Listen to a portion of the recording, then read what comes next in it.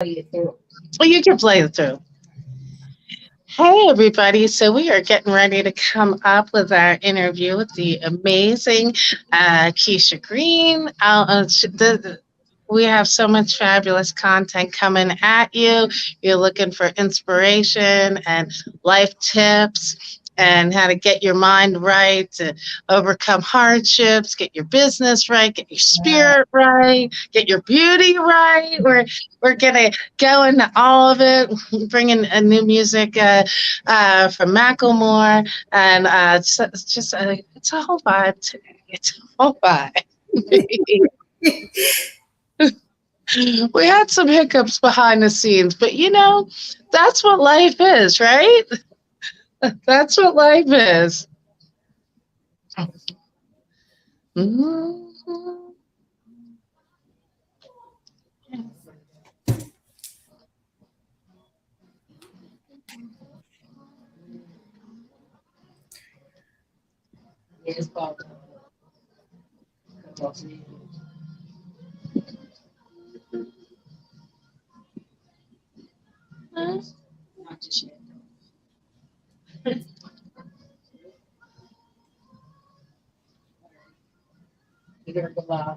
Perfect. Okay.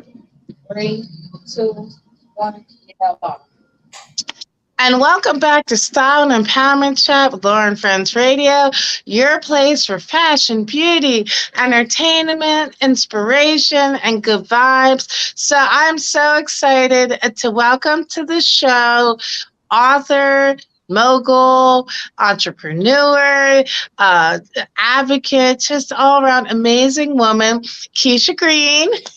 Thank you. Thank you. So appreciate you, Laura. So, Keisha has such an amazing and uplifting story. So, first of all, you are a mom of three, correct? Yes, I ma'am.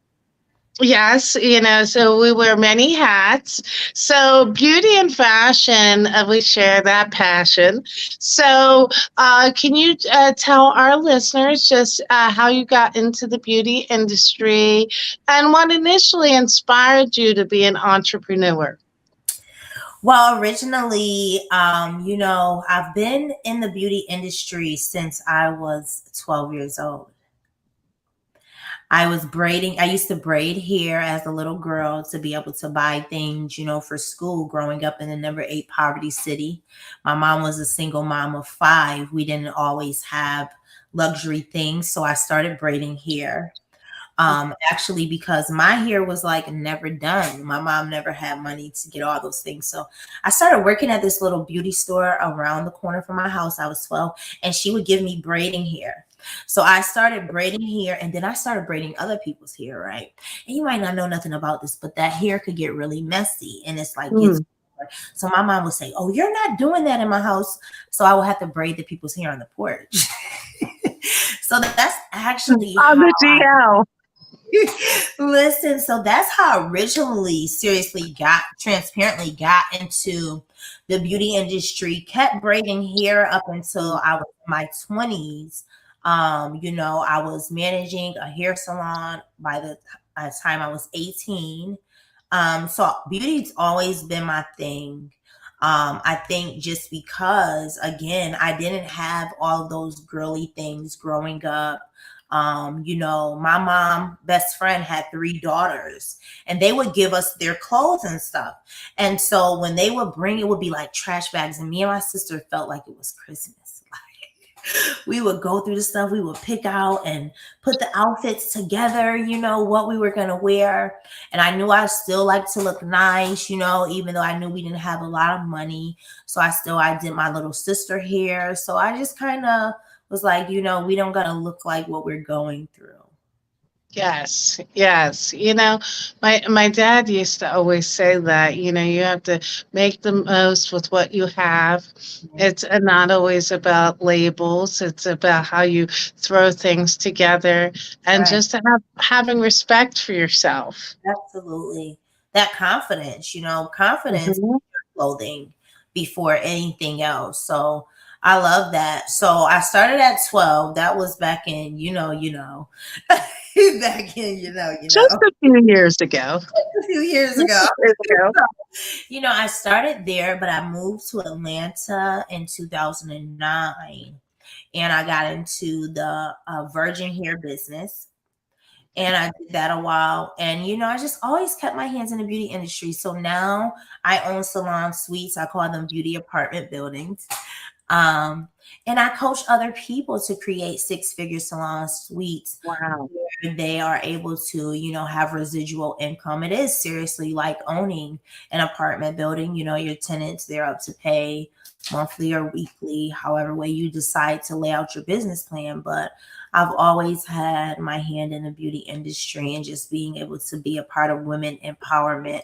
So now, I don't actually do the service, but I empower other women to do the service and to get a space and launch their own businesses and grow and trust that there's great things for them. So now, when you use the phrase salon suites, can you elaborate exactly what that is and what the process is through your mentoring of how someone would start up their business? Okay, so salon suites are just spaces that either hairstylists, nail technicians, makeup artists, you have your lash technicians. The They actual building. Yes, so Gotcha. it's a building where you would have spaces. So I have 11 spaces in my Wow. building. So you'll have 11 different business owners in there that are really just running their businesses out of these suites that they're renting to have their businesses in. And I just really encourage people, whether you decide to lease the building or you decide to buy a building, I do have a course that you can actually buy it and download it. And it takes you step by step through how to create a six-figure salon suite. That's fantastic. And I also love your concept of basically creating a network of entrepreneurs in the Yeah. same spot, because that really is a revolutionary a thought, because normally we condition ourselves, oh well, if you're a beautician, don't have your business too close to it. If you're a nail tech, don't have it too close. Don't, keep space. You don't want customers going here. But having a business community in the same building, where Yeah, instead of it being competitive, it's let's feed into each other. absolutely. It's great. Hmm. Now, do you find that the different beauty owners that are in your buildings, do they collaborate or kind of reach out to each other in a networking capacity?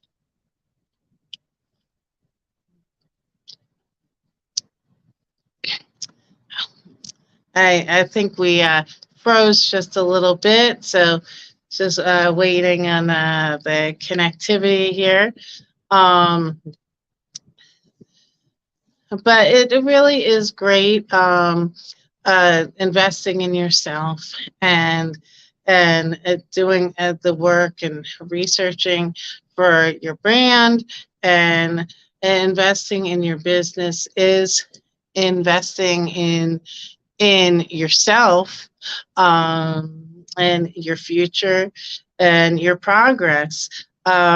Anything that you want to accomplish, you have to take the time to educate yourself and network, and put the work in, because whoever you align yourself with is really gonna see where the trajectory of your business goes. Yeah. Mm. So, and now, what are without giving everything away, because we want people to buy the course and Yeah. everything. But what would be some advice that you would give to aspiring entrepreneurs, especially in the beauty industry, of some tips for setting yourself up for success in the beginning stages? Well, especially if you provide services, if I knew what I know now when I was younger, providing services, like you said, setting up that place where you can create a community of stylists and people who provide the same and different services where no one Mhm. out. I noticed today, people, their calendars are really booked out, the hairstylists and all those things. So I think if you can set up a network, a family, a network of people that you're able to work with, if you desire to come from behind the chair, um, I would say, a salon suite building would be amazing. Even if you weren't ready to come from behind the chair, I tell people if I can give this one gem right here to make it make sense to anyone that's out there in the beauty industry. If you are currently paying, let's just say, $250 a week for a booth or a space where you provide your services, right? And you're paying it to that person. Let's just say, for $2,000 a month, you can lease an entire building and you can have 7 spaces. One could be yours, and then you can lease out 6 of them. So now you're not only still providing the services, but you're also getting paid from others while providing that service. I just think mathematically it just makes sense. It's working smarter, not harder, and your money working for you.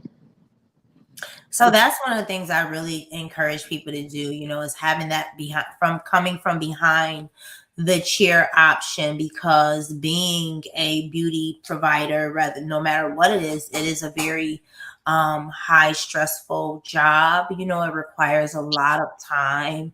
So, you have those who it's really their passion. And if this is really your passion, you don't have to let it go. You don't have to let go of your purpose to be a wife, to be a mom. You can do Right. all of these things truly in one. It's about balancing it out and making it make sense. And like we were saying, working smarter and not harder, doing those things. But I promise you, what you don't need to ever do is put down your goals.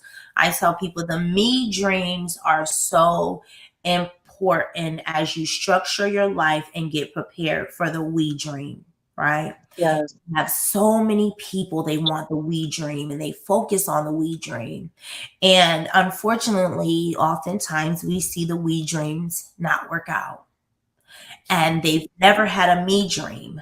So now they go back, they feel like they're on a setback because they have to go back. They didn't lose their self. And many people say this, and let's just tell the truth and shame the devil. They'll say, I lost myself in this marriage. I lost my Yes. in this I relationship. lost my identity. I wasn't a priority.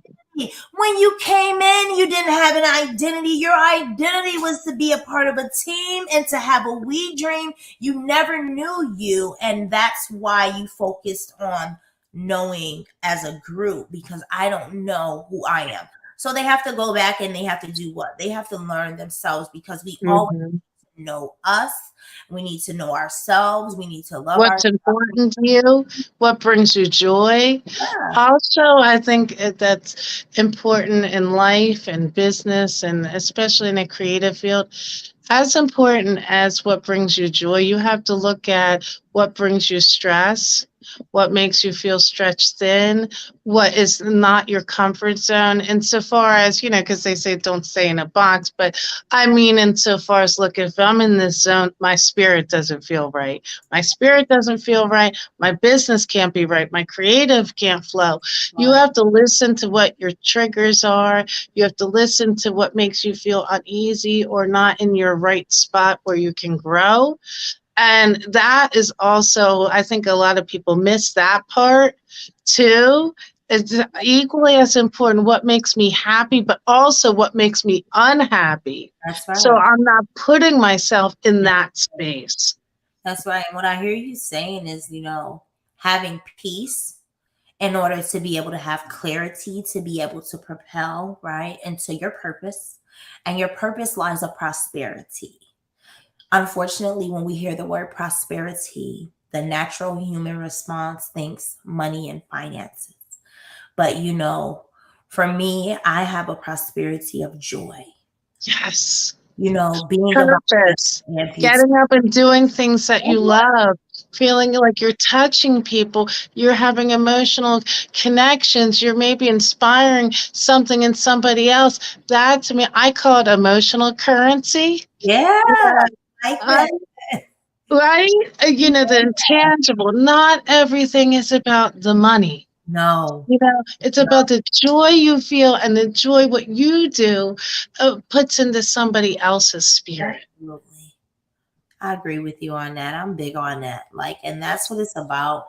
And honestly, I tell people if you open up your hand and you stop worrying about you and you begin to start focusing on who you can be to others, you will Mhm. realize that literally what I just said.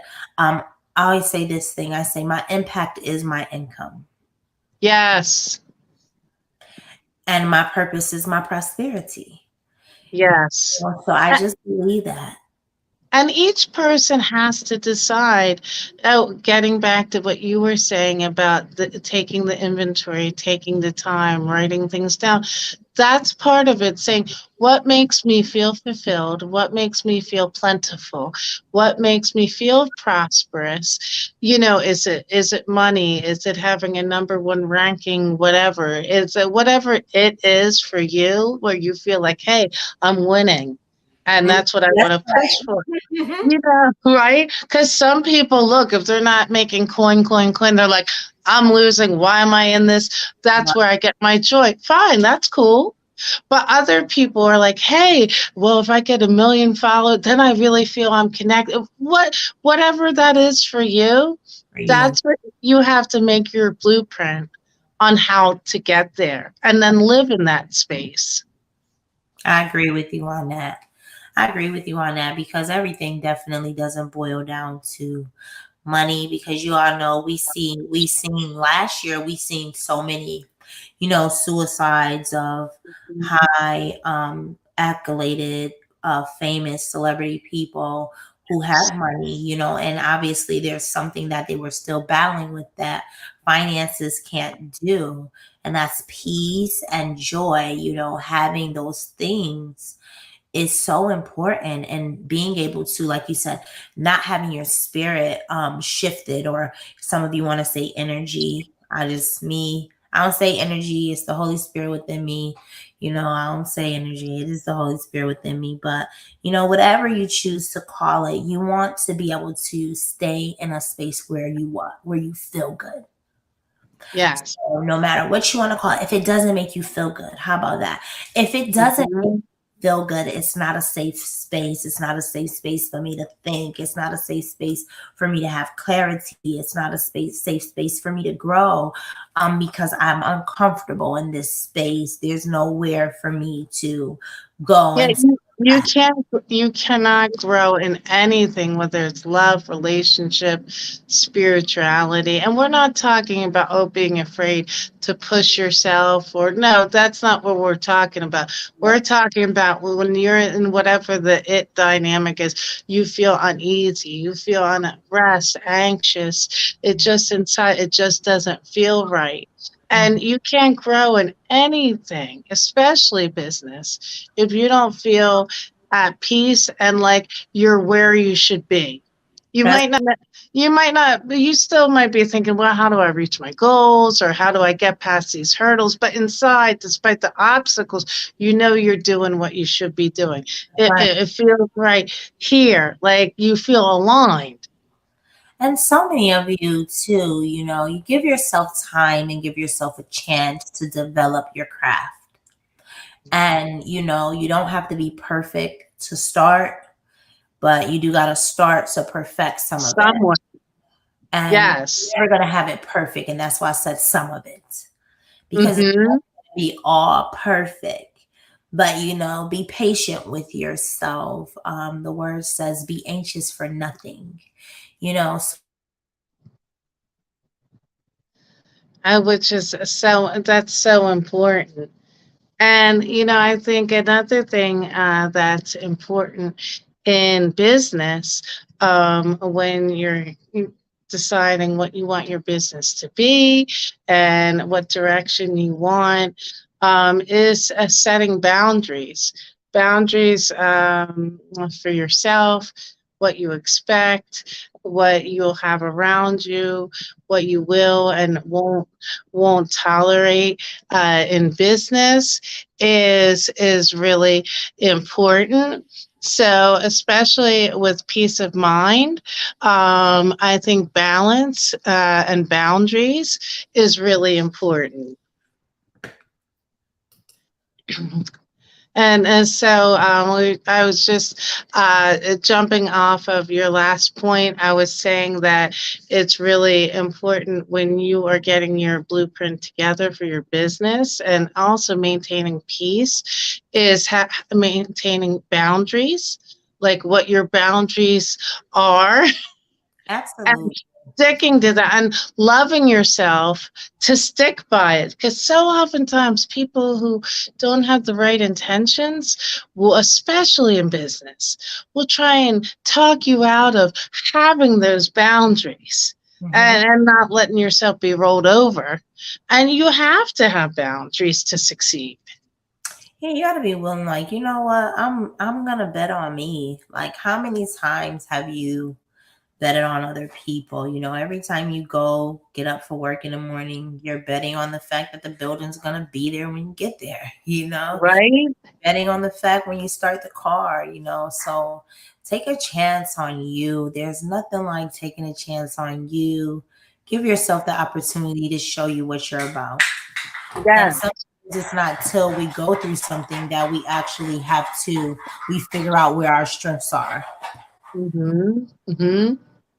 So now, what would your advice be to women who, yeah, because right now in this moment, I mean, I'm about everyone being empowered, but especially women, if you have that dream of creating a business, but maybe you're second guessing yourself or saying, well, gee, how can I get there?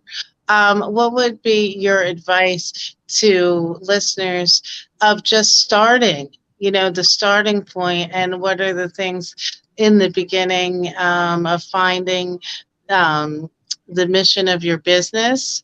Because having a mission statement is really important. So, what advice would you give? What I would say is, you know, for me, it's your last point, you know, can you say that, repeat that last sentence for me? Oh, about defining what the mission of your business is going to be, your mission statement, and what the pillars of your business are going to be. Because there's so many things you can do, you can be, and how you can run your business and market it. But you have to kind of weed out the noise to say, well, what do I want my business to stand for? What do I want the pillars to be? So, what advice could you give to aspiring entrepreneurs in that process? Find your niche and stick to it. So Mm, that's one of the things. Find your niche and stick to it. What am I supposed to be doing? Remember, comparison is the thief of the devil. You can't compare, mm, to do what you're doing with what other people are doing, because what you guys are doing is not the same thing. And even if it is, it's not the same thing. Even if it looks like it's the same, it's not the same thing, because each and every one of us are born and created to be ourselves, right? So your mission statement within that niche, and when you're in your niche, you know what, you find out who your people are. Once you find out who your people are, you begin to kind of say, what is it that they get from me? What do you hear people feeding back to you? If you're using social media platforms, different things like that, like what are the people saying in your comments? And kind of start to even ask them questions. How are you blessed by me? You know, what is it that I can offer you? I think that's a really, really big thing, is opening up and having questions, being able to hear from your people what it is that they love about you, or what they feel like you can fulfill as far as in your mission. So knowing your niche and sticking to it. Like me, I have the legless and the wheelchair divas. As an amputee, we didn't even discuss that at all. Being a bilateral amputee and yeah. in the wheelchair, you know, I stick to my niche. I believe that God has called me into a place where, you know, it's different. I have to kick down a couple of doors, you know, But, it's my niche. It's my circle of people that I've been created for: entrepreneurs, amputees, single moms, people who've been faced with tragedy, tragic situations, but understanding that they can still press through and that there's still life for them. So, again, finding your niche and just really figuring out how to make your people happy. Mhm. So now we segue into another very empowering and uplifting part of your story, and where I feel you could just give so much advice and wisdom to so many people. So Keisha just referenced in 2013, you had a life changing accident where you became a amputee on the other side of things. For many people, that would have just knocked them down in the dirt, Mhm. and they would not have emotionally bounced back, let alone thinking, hey, I'm going to be an international mogul and speaker, and now empower other women. I mean, I've heard I could just, or to just how amazing and aspirational you are. So if you could, we all have hit, like, a rock bottom place of despair. Many of us break or just bend and kind of say, well, I guess this is it for me. Yeah. But you didn't. So can you speak to us, our listeners, a bit about when you were in that place, how you got to the point where you pivoted and said, okay, well, this is what it is, but I'm still gonna make this mark in the world and have a career, and help others. Well, early on, I'm losing the legs in 2013. I'm actually getting ready to celebrate my 9-year anniversary on August the 23rd. So I celebrate it every year. We call it an anniversary. And there was a couple of things that stood out very strongly for me going through that. And there was a particular day when my doctor said most people. And when I heard them say most people, I was like, my spirit refused to receive that because I felt like I was me. I wasn't most people, right? So that was a word that really stayed upon me. You're not most people. Sometimes we got to talk to ourselves. You got to affirm yourself and where you are. So I began to say, you're not most people, right? And then I remember hearing from the Lord, and He said, the legs that you have was not strong enough to walk into the territory that I have for you. So when I was willing to receive that by faith, even though I could not understand it, Mm, He was saying, where you thought you could have walked to, you can never have gone where I'm getting ready to take you. So there was still belief there. And then I had this one really prominent thing that God spoke to me, and He said, daughter, you could have your legs and have lost your mind. Listen, you could have not lost your legs, and you could have lost your mind, and your mind not even be able to tell your legs to walk. mm, The ability of your mind is stronger than any disability, any distraction, any hurt, any trials, any tribulations that you've ever been through. If God has allowed you to stay in your right mind, that means because He still has something for you to do. You still have the ability to think. You still have the ability to create. You still have the ability to speak. If you still have the ability of your limbs, and you have your senses, and whatever it is, I tell people, boss with ability.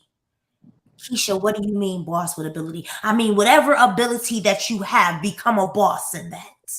mm, Because we will easily and lie in the things that we do not have and the things that we've considered to be a disability. But what if you decided to refuse a disability and accept that I have the ability mentally to do all things? through Christ who strengthens me. So truly, I just refuse to give up. I really, leaned on that, on the scripture, walk by faith and not by sight. Mm. And I believe that I was called to be right here where I am. And I am so glad you are here. Yeah. So, in those beginning stages, right, as you're transitioning into what now is going to be your new normal, and the emotionality, and there's also a grieving process, right, of how things used to be, but now you have to find your way through to do everything you used to do, but in a new way, right? And I think also that's one of the biggest blessings sometimes that you can receive when you have to pivot and find new ways to do the same things. Yeah. Um, so, can you talk to us a bit about how you and now kind of? I saw that you have a fabulous car, and you drive, and you do so many amazing things. So can you talk to us a bit, for other people who may have been going through these things, what your transition process is like, some of the things maybe that you have around the house or things in place that enable you to still live the thriving and independent lifestyle you have. Well, what I would say is that one, I want to give God glory. So I didn't have a grieving process. Okay. He really spoke to me and assured me I didn't have a grieving process, but of course I had a pivoting process. A Yeah. pivoting process of finding, like you said, learning how to do things differently, jumping up on the counter to cook for my children, different things like that. Originally, when I came home from the hospital, I didn't have a lot of accessibility items or adaptive things in my home, of course, because this was new life for me. So I had tons of stairs, all of those types of things. But also, we'll talk a little more about that, is that God had began to show me things that I would need and that others would be in need of, right? So I drive with hand controls. I ride in a couple of different wheelchairs because I just believe that I deserve several of them. I think we people who walk have several shoes. So I kind of, Right? it's like my shoes, and I would never walk around. Options. Right, I would never walk around with raggedy shoes or holes in my shoes prayerfully. So I try to keep my chair up to par, because I just believe also that your presentation is a protection of your power that prevents pity. Yes. So, I am a person that I believe your appearance and, fashion and beauty and looking cute. I think it is a nice thing to do, just to love on yourself. So, Yes. those things are some of the things I have. Outside of that, I'm going to be, in the near future, I'm going to be building affordable, accessible housing communities. Oh, that's fantastic. So, being able to see the need for affordable housing communities in the world is something that God has done for me since, being an amputee myself. So, I'll be building homes that are 100% accessible, for the world. And I'm just really excited about Amen. And I'm really and that's something that we just so need. And again, so many times you don't think about these needs unless it's been put on your lap. I yeah. never used to think about those things, but just relating similarly, for a minute my mom was house hunting, and I was trying to, she was thinking, well, do I want to, my father passed away, do I want to downsize or stay where I'm at, this, that. And it's something that just really clicked as you were talking. And I had been thinking in my head, you're helping search and you're looking, oh, well, this might be in your range, but oh, she doesn't want a place with stairs. Or, oh, well, walking up this path could be hard. Or, oh, there's not enough space here. There's not enough.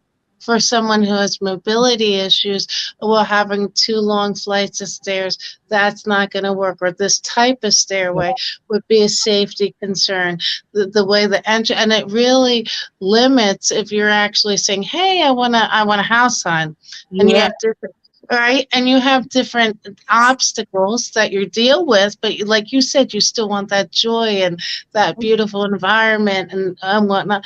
There aren't a lot of homes, and when contractors build apartment buildings, there's not a lot of construction out there that keeps in mind the needs of people with various mobility and disability issues. And it's literally it's 1%. Another thing is we need to open up people's understanding that it's not just for people like myself. Right. People think that. And I say, we do so many things to protect our finances, right? Mhm.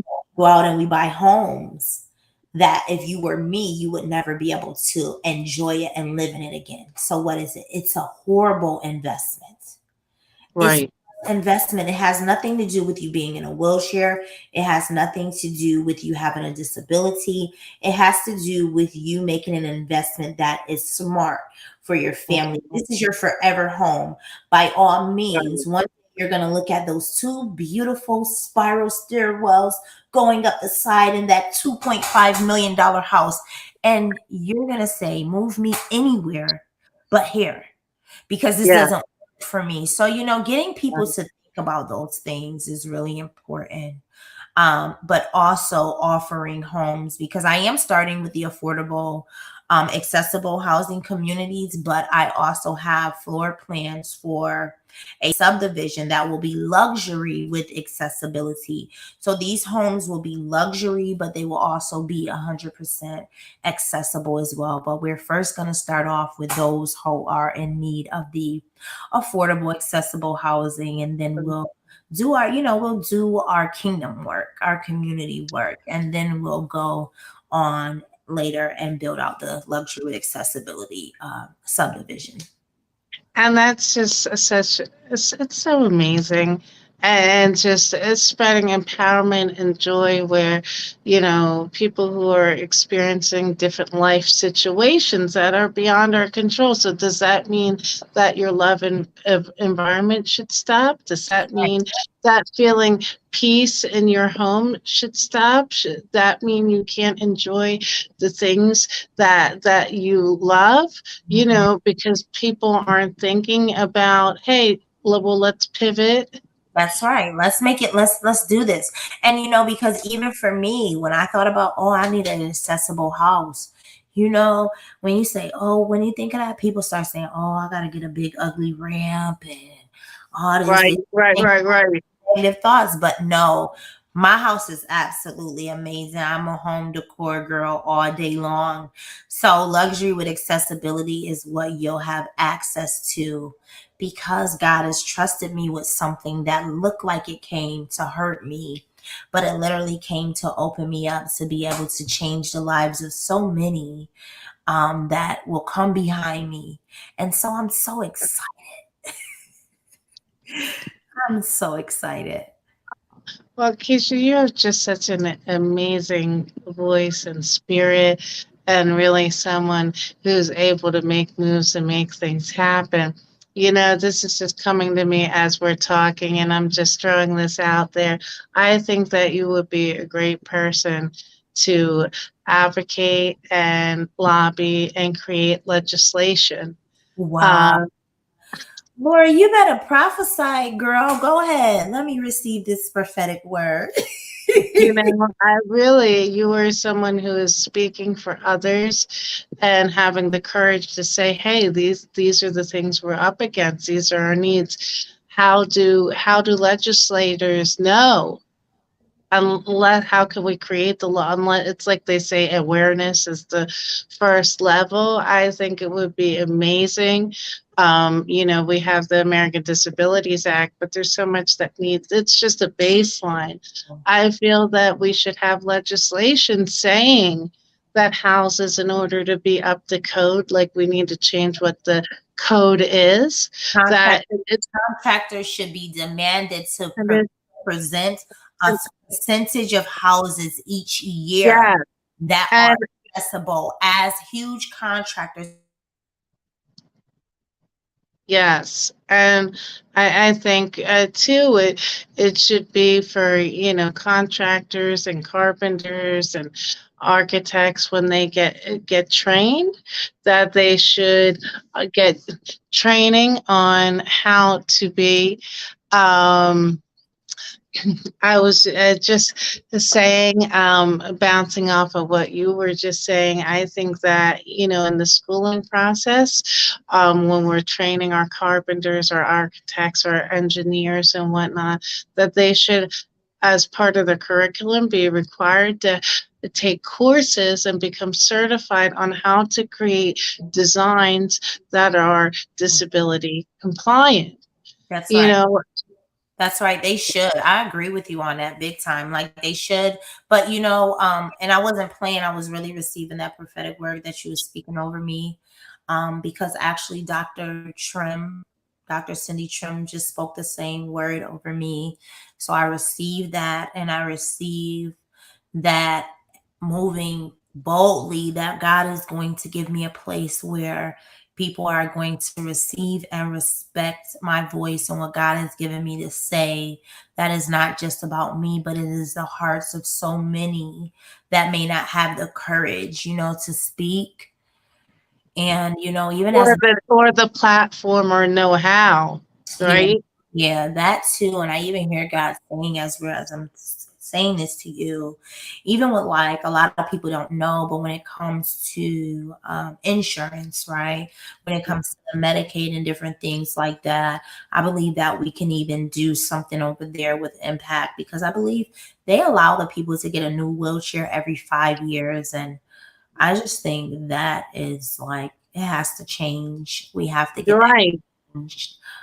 Every 5 years is a really long time. So I thank God that for him just placing that in my heart. So that'll also Yeah. be one thing that I'll be really working on, is changing that time frame that they allow those Mhm. shares to be purchased new, and even referencing it, to the shoes. Would you buy a pair of new shoes every 5 years?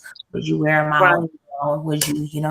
So, that should be something we should be able to do for the community, and they are deserving of it, just because they don't match with what society says they should match with. Doesn't mean that now they are destined to a life of less, Yes. and we got to do something about that. Exactly, and just taking a quick second to give some history that our listeners might not know, but Senator Ted Kennedy from Massachusetts, just a groundbreaking visionary man. It was the one who created the legislation and got the American Disability Act passed, which is why restaurants are required to have ramps, why there's a limit on how many people can be in a building, why there has to be elevators, handicap parking, and all these other things. And it's amazing what he did, but it's like that happened, then he passed, and then nobody's made any more Yeah, so legislative moves. And I feel it's long past time that we we need to add on more layers to that legislation and more resources. I agree with you. I totally do. I want to say thank you for having me. Thank you for your positive spirit. Thank you for your words that are spoken, not just to me, myself today, but to your audience. You being a light and a vessel and a blessing to them every day. We are so grateful for you, your obedience, and what it is that you're doing here. So, one thing is, when you are in your purpose, right? What does it align you with? Prosperity, and the prosperity of your joy and your spirit that radiates here. As I look at you, it just truly says that you're living in your purpose. Oh, So I love it. oh. Well, it's just so one of the things I love. We talk about currency. Moments like this is the currency, and feeling wealthy and prosperous. when you can connect with other positive, amazing, courageous women and talk about issues that are important and hopefully shed some light on some things that people might not have thought about. I think it's just really walking in your purpose. I'm just so excited that and happy that we've connected. I'm Yeah. so excited for all your future projects. You have a friend, a voice, an ally, a proponent, a collaborator. I know this won't be our last conversation. Now, Keisha, you also have authored several books. So, can you briefly touch on your books and, of course, where our listeners can purchase and, just do your process from saying, hey, do I want to write a book and the calling and your process of becoming a very successful author. Yes. Well, thank you. First, I'd just like to just say thank you again. And just encourage someone who may have a book inside of their belly and they're afraid to write it, or you feel like you have to have a publisher and all those things. I encourage you to Mhm. self-publish. I encourage you to self-promote and self-push. Again, believing in yourself, investing in you, and understanding that you are definitely worth it. God has allowed me to write two books. The first one is Walking Through It All. The second one is Severed to Faith, Bleeding While Believing. And both of those books talk about my journey through the amputation and trusting God of what he was going to do. Takes you a little bit back on my childhood as well. You can get that book at KeishaGreen.com. If you are in need of just a coach, a covering, someone that pours into you and kind of pushes you and holds you accountable to be birthing those dreams and those visions. I also do one-on-one coaching. I do business and branding, image consulting with Kingdom Brands. And so, just getting started is so important. You can find me, Keisha Green, on Facebook. You can find me, I am Keisha Green, on Instagram. If you forget any of those things, if you hashtag the Legless Diva or type the Legless Diva in Google, you will find me because I do go by the Legless Diva. I used to more than now. I don't know why I don't say it as much, but I am the Legless Diva. Oh, and then of course you mentioned before you have your charity. So you want to just quickly talk about some of the things that your charity provides and people who want to get involved, where they can go. Well, I have the nonprofit organization, which is Love and Legs, where we align with the legless and the wheelchair divas. Actually, they're part of the nonprofit organization where we collaborate together as either women who are amputees or women who are in wheelchairs, and we help them to structure and boss with ability. So we help them to move beyond their limits of what they think they can and they cannot do. And you can also connect with that on KeishaGreen.com. We would love to see you there. If you know anyone, if you yourself are in need of a community where you just connect with others in prayer, I also have a prayer community. It is Prayer Push Purpose. You can also connect with KeishaGreen.com. So pretty much you can find me at KeishaGreen.com. I just had a thought popped into my head. One of my former guests, actually, she was one of my first guests 6 years ago when I started my show before I became an international brand. Uh, Wow. Jessica Ruiz, she is a makeup artist and she is an amputee as well. Wow. She has a makeup company, Dream Eyes Artistry. She is just an amazing spirit, just like you. So I'm gonna connect you guys Please. because you guys can do some amazing things. She definitely needs to know about you and all I want great to know about things. her. I wrote it down as well. So Yes. Yeah, yeah, yeah. I'll sit you and connect you. And she's been in People magazine and she's just amazing, amazing, just like you, who looked at life in a limitless way. and Amen. say, okay, well, this is what it is now. Well, I'm still going to shine. I'm still going to do me. I'm still going to, pursue what I love and what brings me joy. And I think one of the biggest messages today, I think, is, just don't be afraid to be you, Yeah, and to pursue what makes you happy. I agree with you. I agree with you. We're both on the same page right there. So I thank you so much. I can't wait to meet your prior guests that you had. And if there's anything that I can do to ever serve you in the future, don't hesitate to reach out to my team. I'd be more than honored. So, man, I definitely see lots of collaboration and things down the road. I just so enjoyed our talk, and I just look forward to different ways where we can be a bridge to other things, and just continue to help and uplift and spread joy. So it's been a pleasure having you on the show. Everybody follow Keisha Green and have a fantastic day. And we will be back with more Style and Empowerment Chat with Laura and friends after this musical break.